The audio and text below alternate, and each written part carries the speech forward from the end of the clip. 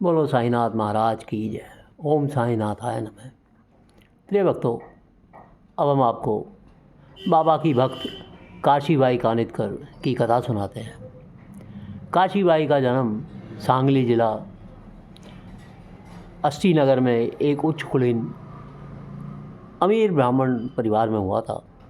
9 वर्ष की आयु में उनका विवाह उनसे 7 वर्ष बड़ी आयु के गोविंद वासुदेव कानिटकर से हुआ। काशीबाई ने विधिवत शिक्षा प्राप्त नहीं की थी, लेकिन पति द्वारा उत्साह और प्रेरणा पाकर उन्होंने पढ़ना लिखना सीखा।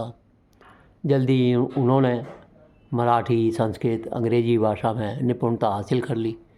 काशीबाई एक सफल लेखिका थी। उन्होंने काल्पनिक और वास्तविक घटनाओं पर अनेक उपन्यासों का लेखन कर प्रसिद्धि हासिल की। काशीबाई को यह गुण ईश्वर का प्रसाद था, क्योंकि उनके परिवार के अन्य किसी सदस्य को लेखन कला का ज्ञान नहीं था। काशीबाई को अनेक बार शिरडी जाने का सौभाग्य प्राप्त हुआ। बाबा उनका बहुत आदर करते थे। अपनी जीवनी में उन्होंने अपनी शिरडी यात्रा का उल्लेख किया है। एक बार उनकी पुत्री कृष्णाबाई के साथ दुर्घटना घटी, क्योंकि वह अस्वस्थ थी। जिस बैलगाड़ी में वह यात्रा कर रही थी, उसके उलट जाने के कारण उसके सिर में चोट आई। बहुत उपचार करने पर भी सिर का घाव ठीक नहीं हुआ। इस कारण उन्हें अक्सर सिर में दर्द, चक्कर आना, घबराहट व अन्य कई शारीरिक समस्याएं हो गई थी। उसके बाद कृष्णाबाई अपने ससुराल अहमदनगर आ गई। इस प्रकार के उपचार के पश्चात भी उनके स्वास्थ्य में सुधार नहीं हुआ। कृष्णाबाई ने मुंबई, पूना, अलीबाग में भी इलाज करवाया, लेकिन स्वास्थ्य लाभ नहीं हुआ। काशीबाई और उनका परिवार उसकी देखभाल के लिए अहमदनगर आ गया। एक दिन नाना साहब चंदोरकर उनके यहाँ आए। नाना साहब बोले, आपने विशिष्ट डॉक्टरों और प्रसिद्ध अस्पतालों में इसका इलाज करवाया, लेकिन कोई लाभ नहीं हुआ। दिनों दिन कृष्णाबाई की हालत बिगड़ी जाती है। अब आप मेरी बात ध्यान से सुनो। कोपर गांव के समीप शिरडी गांव में, जहां साईं बाबा दिव्य संत निवास करते हैं, मैं आपको बाबा की उदी देता हूं, जो असाध्य रोगों से मुक्ति प्रदान करती है। इसे घाव वाले प्रभावित स्थान पर लगाओ और जल में मिलाकर पीने को दो। वह निश्चित रूप से स्वस्थ हो जाएगी और उसके दुखों का शमन हो जाएगा। इसके पश्चात आप बाबा के दर्शन कर उनका आभार व्यक्त करना। फिर चांदोरकर ने बाबा की अद्भुत व उत्तम लीलाओं का गुणगान किया, लेकिन कृष्णाबाई के ससुराल वाले और काशीबाई के परिवार का इन बातों के प्रति कोई विश्वास नहीं था। इसलिए न ही उन्होंने उदी का प्रयोग किया और न ही वे शिरडी गए। कुछ समय पश्चात काशीबाई के पति गोविंद का तबादला धूले हो गया, जहाँ वे 1 वर्ष तक रहे। इस 1 वर्ष में वे बाबा का नाम भूल गए। इसके बाद कानिटकर परिवार मालेगांव और येवला गए।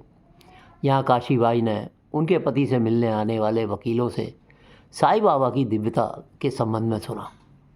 वे सभी उन्हें बाबा की दयालुता और सामर्थ्य के संबंध में बताते और उन्हें बाबा के दर्शनों के लिए शिरडी जाने की सलाह देते। कुछ ही दिनों बाद काशीबाई ने मेज पर साईं बाबा की तस्वीर पड़ी हुई देखी। ना तो किसी ने उन्हें यह तस्वीर दी थी और न ही किसी ने उन्हें इसे डाक द्वारा भेजा था। फिर भी उनके मन में शिरडी जाने का कोई विचार नहीं आया। गोविंद कानिटकर को दफ्तर के कार्य से कोपरगांव जाना पड़ा। तब वे परिवार सहित शिरडी गए। कोपरगांव में कार्य समाप्ति के तुरंत बाद गोविंद कानिटकर का तबादला राहता हो गया। क्योंकि राहता पड़ोसी गांव था, इसलिए वे अक्सर शिरडी आने जाने लगे। काशीबाई बताती हैं, उन्होंने शिरडी में देखा कि उन दिनों दक्षिण दिशा की चावड़ी, जहाँ चावड़ी समारोह का आयोजन होता था, उस चावड़ी को रसोई घर में परिवर्तित किया हुआ था, जहाँ हम अपना भोजन पकाते थे। मराठी पाठशाला में हम रात्रि शयन किया करते थे। काशीबाई बताती हैं, उन दिनों बाबा 2 पैसे से अधिक दक्षिणा नहीं लेते थे। उस पैसे से वे सारे दिन प्रज्वलित रहने वाली दूनी के लिए लकड़ी खरीदते थे।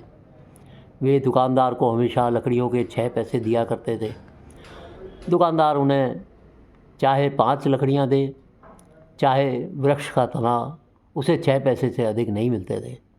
बैलगाड़ी लकड़ियाँ लेकर चाहे जितनी भी बार आती, बाबा हर बार सारी लकड़ियाँ खरीद कर उन्हें सभा मंडप की पिछली दीवार के पास ढेर लगा दिया करते थे। वे कहती हैं, शिरडी यात्रा से पूर्व मैंने सुना था कि दक्षिणा में मिलने वाली धनराशि से बाबा धुनी प्रज्वलित करने के लिए लकड़ियाँ खरीदते थे। मुझे यह विचार अच्छा लगा, क्योंकि प्रत्येक भक्त को उसकी धुनी से मुट्ठी भर ऊदी प्राप्त होती थी। इसलिए साथ में बहुत से सिक्के लेकर शिरडी आई। प्रतिदिन मैं परिवार के सदस्यों को बाबा को दक्षिणा देने के लिए एक जैसे सिक्के एक ही मूल्य के दिया करती थी। अंतिम दिवस मेरे पास एक जैसे सिक्के समाप्त हो गए, इसलिए मैंने सभी को भिन्न भिन्न मूल्य के सिक्के अर्पित करने के लिए दिए। मेरी बेटी बन्नू ताई जब मुझसे सिक्का लेने आई तो बोली, माँ, आप सभी को अलग अलग सिक्के क्यों दे रही हो? सभी को एक मूल्य के सिक्के दो। तब मैंने उत्तर दिया, मेरे पास एक मूल्य के सिक्के समाप्त हो गए हैं, वही 2 जो तुम्हारे हाथ में हैं, और जाकर बैलगाड़ी में बैठ जाओ। और क्या पिछले 4 दिनों में तुमने बाबा को एक मूल्य के ही सिक्के नहीं दिए हैं? यह पर्याप्त है। फिर मेरे पति और उनके सहायक आदि बाबा से मिलने गए। पहले सिपाही, सहकारी, अमीन और फिर अन्य अधिकारियों ने बाबा को प्रणाम किया और दक्षिणा अर्पित की। फिर भी मेरे बच्चों और अन्य परिवार के सदस्यों ने दक्षिणा अर्पित की। उसके बाद मेरे पति ने बाबा के चरणों में प्रणाम किया और दक्षिणा दी। जिस टाट के टुकड़े पर बाबा बैठते थे, उसके नीचे हाथ डालकर बाबा ने हमारे परिवार से दक्षिणा में प्राप्त सारी धनराशि वापस लौटा दी। तब मेरे पति को बाबा की अंतर्यामिता का प्रमाण मिला, लेकिन मुझे बहुत दुख हुआ, कष्ट हुआ। तब मैं बोली, बाबा, क्या आप धुनी के लिए लकड़ियाँ नहीं खरीदना चाहते? तो बाबा ने मेरे द्वारा मेरी बेटी के कहे शब्द कहे। तुम्हारी बेटी ने कहा था, क्या पिछले 4 दिनों से तुमने बाबा को एक ही मूल्य के सिक्के नहीं दिए हैं? यह पर्याप्त है। हूबहू कह कर सुना दिए। इस प्रकार काशीबाई को बाबा की अंतर्यामिता का प्रमाण मिल गया। काशीबाई ने कहा, अच्छे संत की पहचान कैसे की जा सकती है? मुझे इस विषय का कोई अनुभव नहीं है, मैं बिल्कुल अनाड़ी हूँ। तब उसे अपने बचपन की घटना का स्मरण हो आया, जब वह अपने माता पिता के साथ अक्कलकोट गई थी। वहाँ उन्होंने स्वामी समर्थ के दर्शन किए थे। उन्होंने मानसिक रूप से एक ऐसा प्रण किया कि अगर बाबा स्वामी समर्थ जैसे प्रतीत हुए तब मैं उन पर विश्वास करूँगी। तब काशीबाई और उनके परिवार ने द्वारका माई में बाबा के दर्शन कर उन्हें प्रणाम किया। उनका बड़ा पुत्र माधवराव और उनके दामाद गंगाधर की आने में देरी हुई। जब वे द्वारका माई पहुँचे तब बाबा भिक्षाटन करके वापस द्वारका माई आकर रेलिंग पर अपना बाएं हाथ रखकर बैठ गए। जैसे ही वे दोनों द्वारका माई की सीढ़ियाँ चढ़े, उन दोनों ने स्वामी समर्थ को बाबा के आसन पर बैठे हुए देखा। कुछ क्षणों बाद उन्हें पुनः वहाँ साईं बाबा के दर्शन हुए।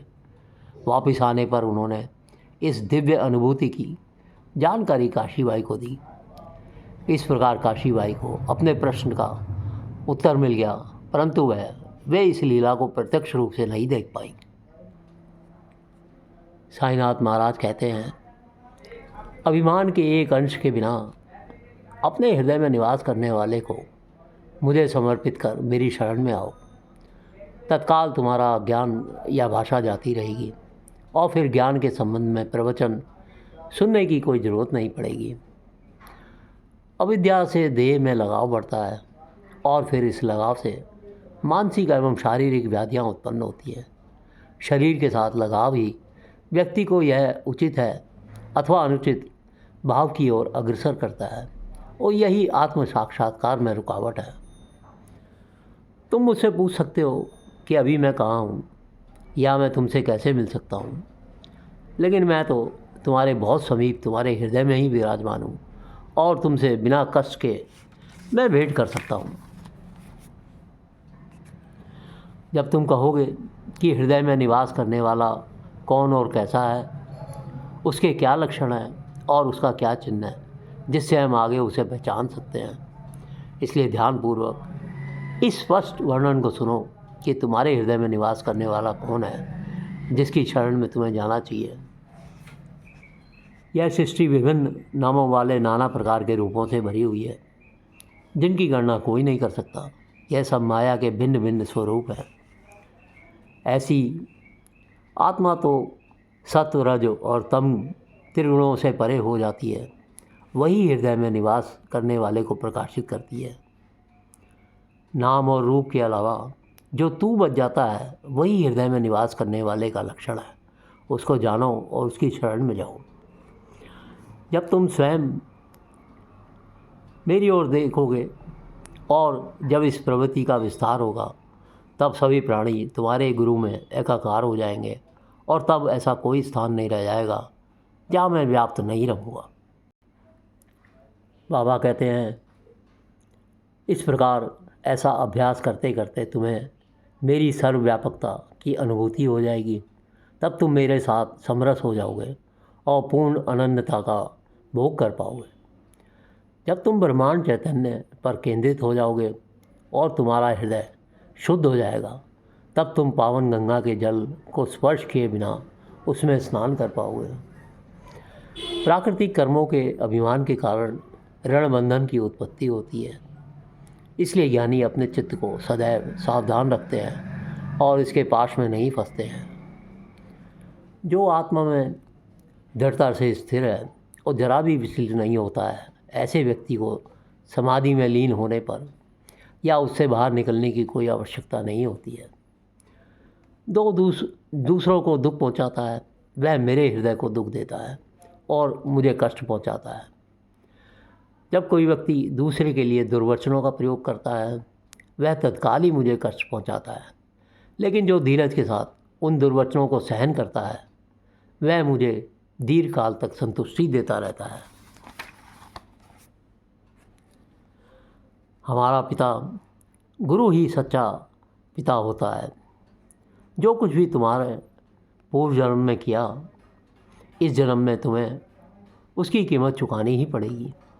व्यक्ति को अपने कर्मों के अनुसार कष्ट भोगने के लिए तैयार रहना चाहिए, क्योंकि बाद में बुरे कर्म करने के पश्चात रोने से कोई लाभ नहीं है।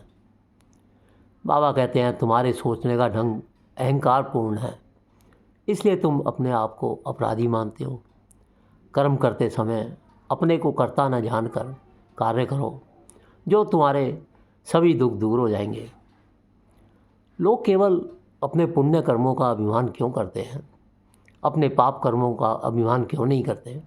आखिर दोनों का प्रताप तो एक समान ही है। इसलिए अभिमान और अहंकार से परे होकर ही कार्य करो।